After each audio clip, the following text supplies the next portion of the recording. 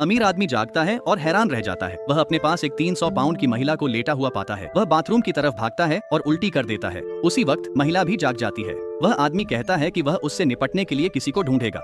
महिला जल्दी से अपने कपड़े उठाती है और वहाँ से भाग जाती है। पलक झपकते ही 6 साल बीत जाते हैं। उसकी माँ रोज उसे अलग अलग महिलाओं से मिलवाती है, लेकिन उस दिन उसे गहरा मानसिक झटका लगा था। अब उसे किसी महिला में दिलचस्पी नहीं है।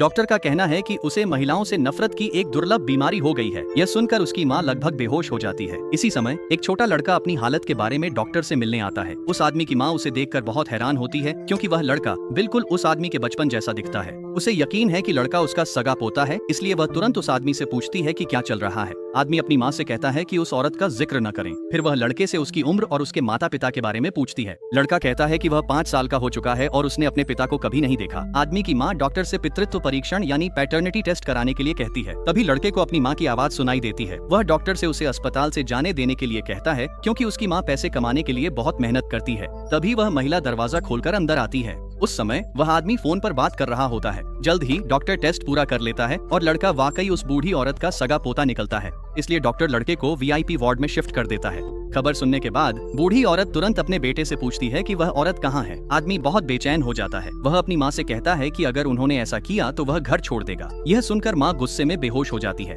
इसी समय महिला बेटे को दूसरे अस्पताल ले जाने की सोचती है, लेकिन अचानक उसका सामना अपने पुराने प्रेमी से हो जाता है।